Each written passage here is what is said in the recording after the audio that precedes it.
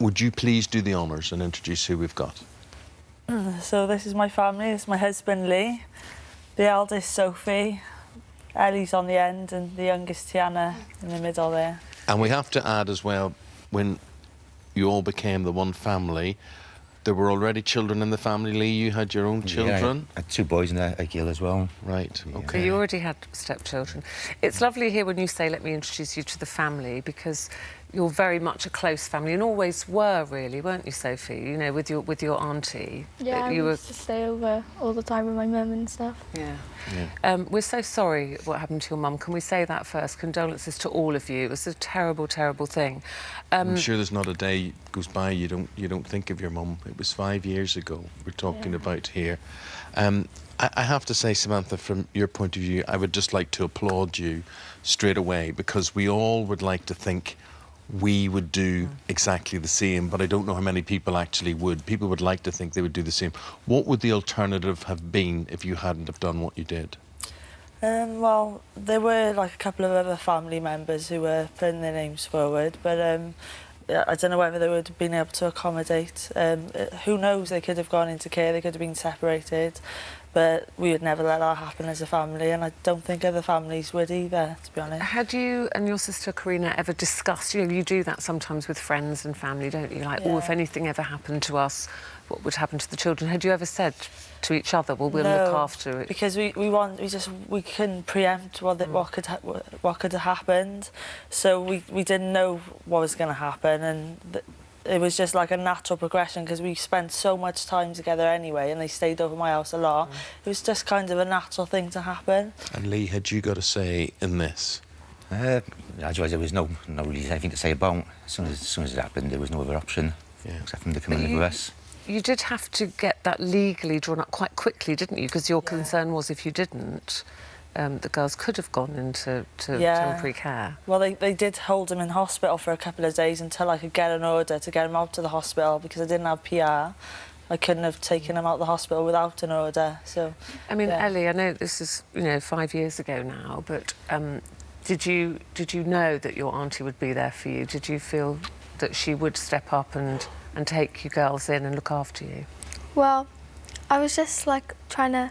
I didn't really know what was actually going to happen. I was just like trying to focus on us all getting better and all that. How different is it, Samantha? You said you were all very close and you had Auntie Sam. How different now is it going from Auntie Sam and seeing them a lot, but, obviously not having a responsibility for them, to now being the mother figure? I mean, I know you're not trying to replace your sister, but has that changed the dynamic slightly of your relationship with them? Well, I've got to discipline them now as well, where I used to leave that to my sister. Aunties are more fun, but now I've taken on the role of their mum. I've got to do all the stuff. It's a full package. But it was the most terrible hit-and-run accident that took Karina away, and you had to deal with these girls' grief, and it's a grief that goes on. As I say, it was 5 years ago, but you've got to constantly be there to do that as well. But from the outset, how did you see your role? You didn't see yourself as being their mum? No. Well, I always told them from the start, I'm not going to replace their mother. She was one of a kind. She's irreplaceable.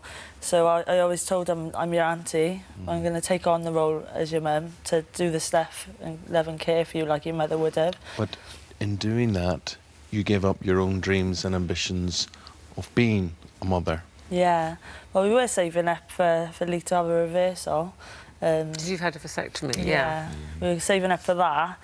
But we just decided together that they need 100% of our attention. Of course. Because, as they're growing older, they're seeing what happened in a different light and in a different view. So they're trying to process that all over again. And, it does come out in... The grief comes out in their behaviour and their emotions. And you had your own grief to deal with as well. Yeah. Tiana, when you are feeling sad about Mummy, do you go to Auntie Samantha and you can talk about Mum? Is that a nice thing? Yeah, because you know that they were sisters and they loved each other, so you can tell you lots of things about Mummy as you're growing up. Yeah. And would their mum be very proud of them? Oh, extremely proud. They all work hard in school and they all got manners and they're going to grow up to be beautiful, independent young women, I hope.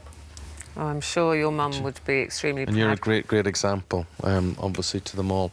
Thank you so much. Thank you. And we wish you well in everything that lies ahead. And, you know, it's a lovely story of love and knowing that when things go wrong, there's someone there for you in your life. And good luck to you with whatever lies Yeah. ahead. Thank Thanks you. for having us. Thank you. Thank you very much indeed.